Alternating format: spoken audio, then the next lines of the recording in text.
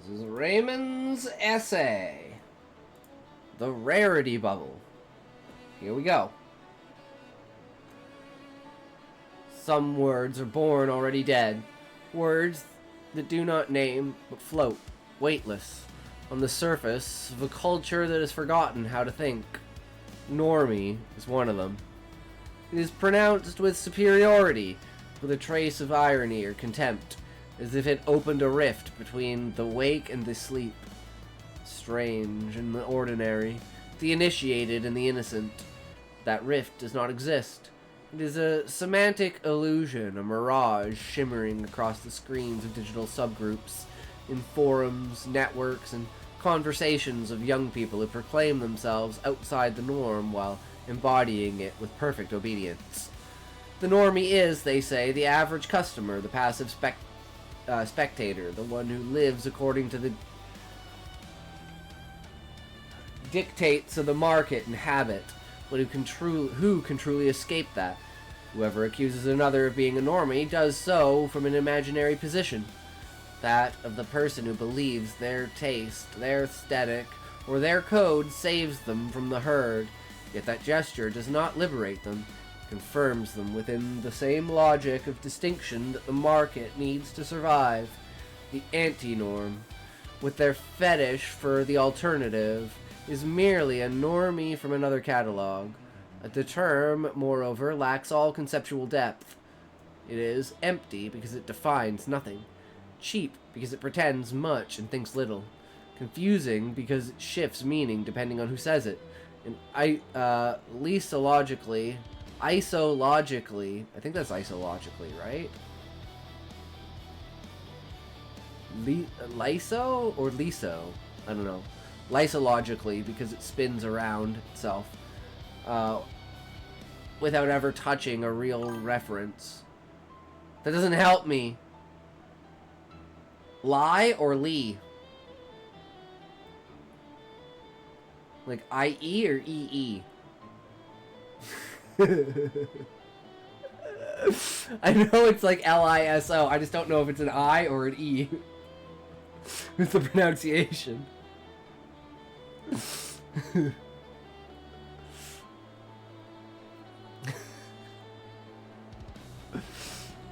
I mean, I could do this. I just expected this to go wrong. This to go horribly wrong. Lysological. Lysological. Okay, lysological. So it's I.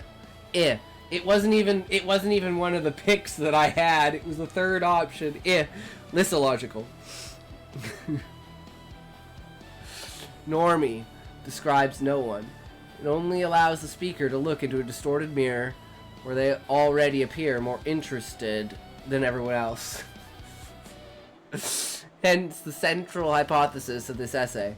The normie does not designate a person, but a shadow projected by the cultural insecurity of the one who utters it. It is the ghost of the common, invoked by those who need to differentiate themselves in order to feel they exist. No, Raymond, because those normies that can't understand the double slit experiment will never adhere to the level of thought that is capable. Prove me wrong. Prove me wrong. In the word normie beats both the fear of normality and the desire to belong, or something that paradoxically defines itself only by not being like the rest. Thus, the accusation is double against the word itself and against those who wield it as a sign of distinction. For the insult, far from revealing my aesthetic or intellectual hierarchy, betrays a deeper spiritual poverty. The inability to inhabit the common without shame, to recognize in the ordinary the matter of the human. I mean, that's true, right? You kind of do dehumanize someone by calling them a fucking normie. Because they, you're basically telling them that either they're too stupid or like not self-controlled enough to be able to get into the topic. Like every creature of the internet, the normie was born without a father or lineage, but with an immediate instinct for multiplication. I emerged from the anonymous forums of early 21st century places like 4chan, Reddit, or certain corners of Tumblr, where small digital communities began to see themselves as enlightened minorities within the ocean of the vulgar.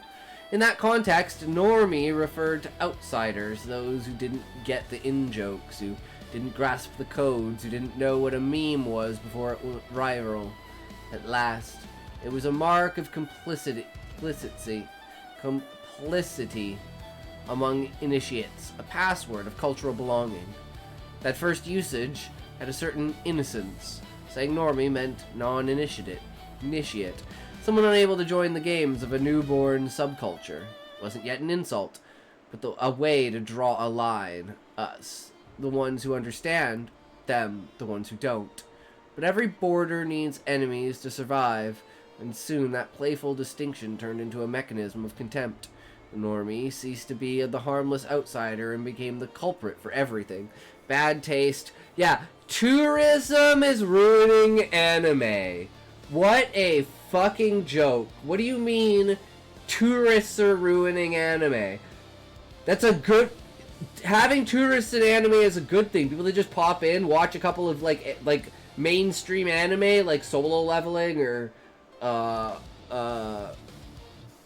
Demon Slayer, and that's like their entire anime experience. That's a good thing for anime, not a bad thing. Just because you're so locked in your mind over it, and you have such a attachment of your own personal existence towards it. Normie ceased to be the harmless outsider and became the culprit for everything. Bad taste, superficiality, the market, cultural decay. As digital subcultures grew, the word overflowed. What began as ironic jargon expanded until it became the generic insult, available for any occasion. It no longer needed definition. Emotional usefulness was enough.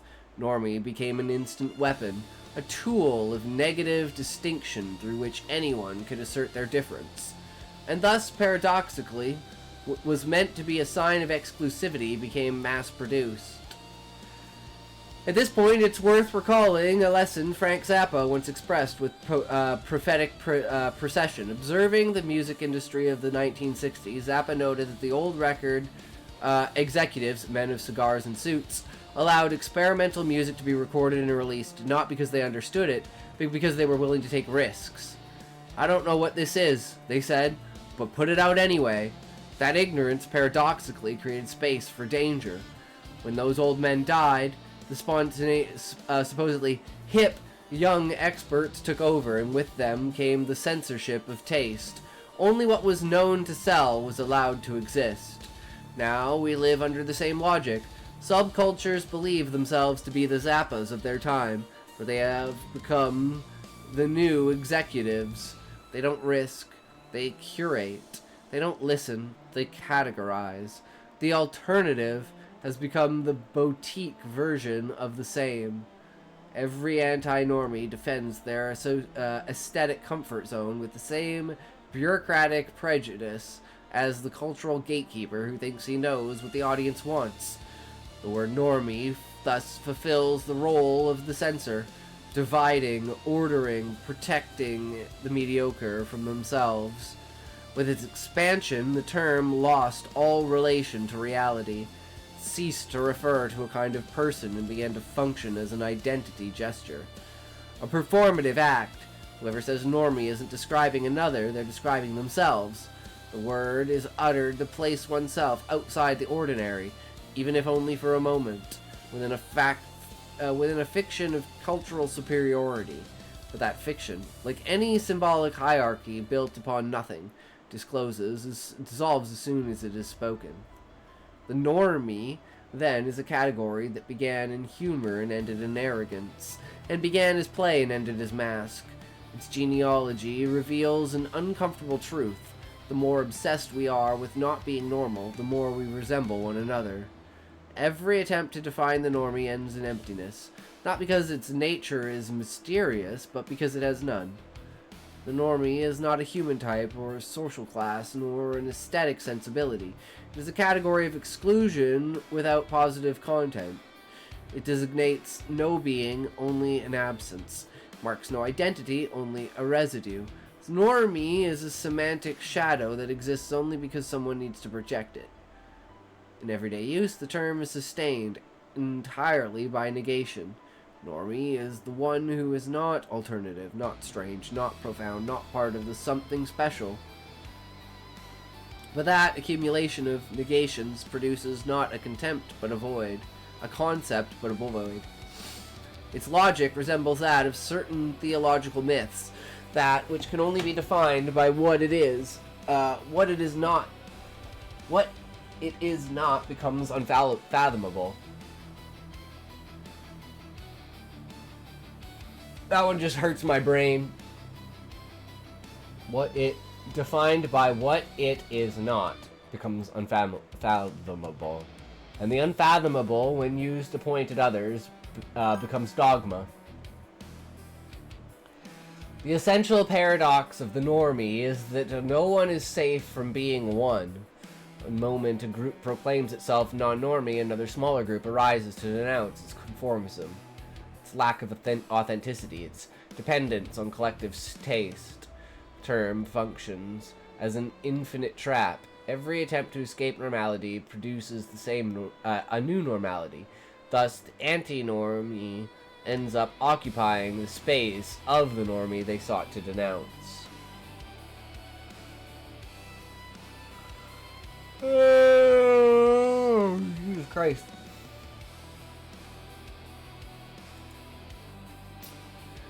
Yet, beyond this hall of mirrors, something ontologically revealing emerges. The normie does not exist as a subject, but as the reflection of nothingness. Cultural form that defers one's own banality. To call someone normie is an apotropic gesture. A modern superstition wards off the fear of being ordinary oneself and lacking a difference that might save us from anonymity. The term works as a symbolic talisman against the anxiety of the common. In this sense, the normie is not a social figure but a symptom of the aesthetic insecurity of our time, where every individual, surrounded by infinite options for identity and consumption, fears not standing out, not being unique. The word normie thus embodies the dark side of the contemporary ideal of singularity, its exact void. It is the negation of difference disguised as its defense. Let us call lysology, by extension of lysological, kind of discourse that speaks of something that does not exist, endlessly circling around its own emptiness. It is the science of the smooth, of what lacks texture, edges, or object. A lysological discourse does not rely on an external reality, but its own repetition. Feeds on its echo.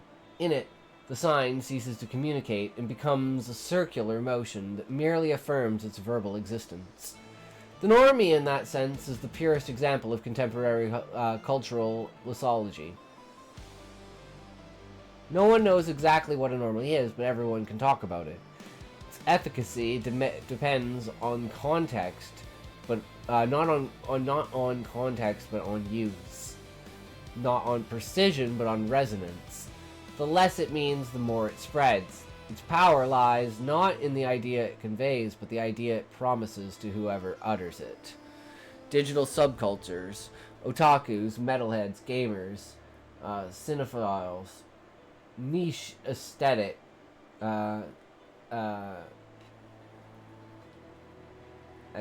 aesthetes, lovers to lo-fi or vaporwave, proclaim themselves as refugees from the mass, symbolic trenches where the normal has no place.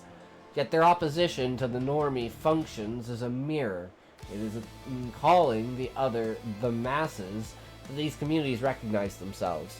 That recognition is nothing more than a ritual of distinction, confirming their dependence on what they despise.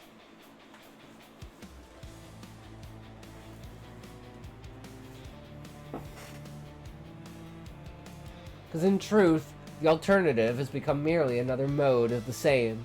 Subcultures replicate the very patterns of mass consumption they claim to reject. They standardize taste, canonize symbols, repeat the same jokes, icons, and songs. Their difference is a mirage carefully maintained by algorithmic circulation, the illusion of being outside while being more inside than ever. The metalhead who despises pop listens to the same tribal obedience. The otaku who mocks the mainstream lives chained in an industrial production of serialized entertainment. Gamer believes himself free, plays within a closed market's rules. And all of them insult normie functions as a symbolic purge that allows continued consumption without guilt, the illusion of still being on the margins. And yet, what is truly different happens in silence, in places where no one seeks to be different. Street cleaner may come home tired, open a book of Dante, listen to Bach, or watch Fellini without sharing it anywhere. They need not declare their difference, they live it. Meanwhile, those who proclaim themselves alternative are often incapable of sustaining a single experience without displaying it. Yup! Without exhibiting it to affirm their belonging to a tribe. The normie in the end may be the one who feels no need to prove anything. Thus, the normie is not the one who watches what everyone watches, but the one who desperately needs to distinguish themselves to avoid seeing their reflection in that indistinct mass. The anti-normie, with their elaborate machinery of distinction, is the perfect normie, the most disciplined consumer of the spectacle of difference. The insult normie is not a cultural war, but a symptom of an age-wide disease. The fear of normality. In a society that has replaced equality with market differentiation, being common has become the gravest blasphemy. Capitalism no longer depends on obedience, but on the promise of uniqueness. Each individual brand, each taste as identity, each difference as product. We're going to have ads in a second here, guys, so we're just going to chill for a sec.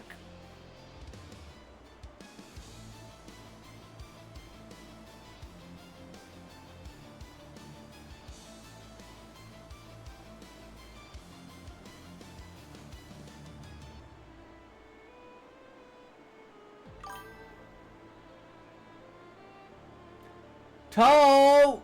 Fuck! Okay.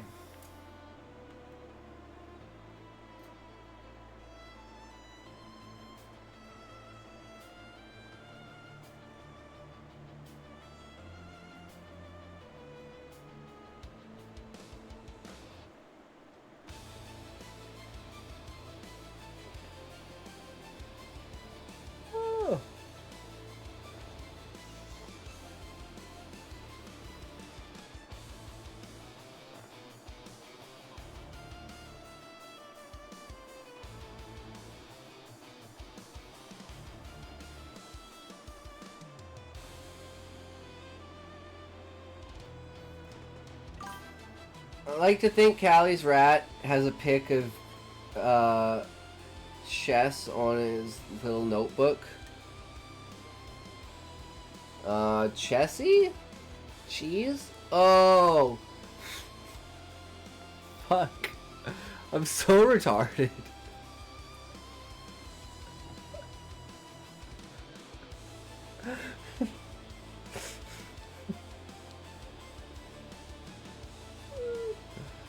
Oh my fucking god. Kill me now. Alright, 3, 2, 1, toke!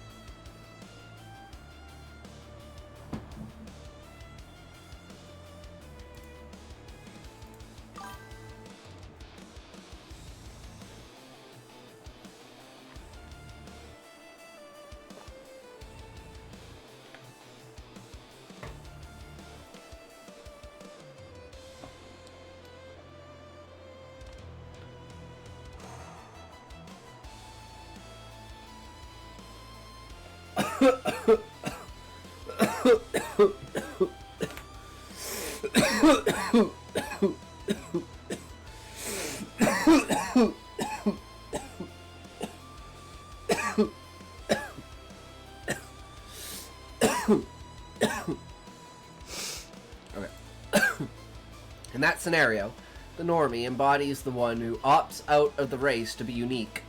Their calm, their lack of aesthetic anxiety, their indifference to distinction irritate those trapped in the loop of identity performance. What bothers is not their normality, but their indifference to the spectacle of differences. Thus, the word normie is less an insult than a confession. It reveals the anxiety of the one who fears having no distinguishing traits. It is the desperate cry of a subject who needs to be other to exist, but finds only refabricated differences ready for consumption. Fear is not of the normie, but of becoming one. The normie thus becomes the mirror reflecting the contemporary identity crisis. Culture that no longer knows who it is unless it opposes someone. In a world where difference is mass-produced, the supreme terror is to be common. Because the common, the shared experience, the sense of belonging, the quiet of the everyday, no longer has market value. To be normie is paradoxically the one thing that cannot be faked, and for that reason, perhaps the only thing left outside the spectacle. The normie does not exist. It is a useful ghost, an ideological projection of the hyper-cultural subject who needs to oppose something to their own emptiness. A category invented to sustain the illusion of being outside the system while swimming comfortably in its center. Each time someone says normie, what they truly mean is, I don't want to look like what I fear I am. Faced with this inflation of rarity, this symbolic economy in which everything must be exceptional, distinct, unrepeatable, becomes urgent to recover the value of the common. Common not as amorphous mass or uniformity, but as shared ground, as the possibility of experience without the constant meditation of distinction, the most radical gesture in an era saturated with singularities, is to inhabit normality without guilt. Perhaps true subversion lies not in declaring oneself outside the norm, but in living within the silent freedom, like Zappa's old producer, who, without understanding what he heard, dared to bet on the strange, or like that anonymous worker who, far from the noise of forums, opens the Divine Comedy and lets Bach play for Fellini's gaze accompany him through the night.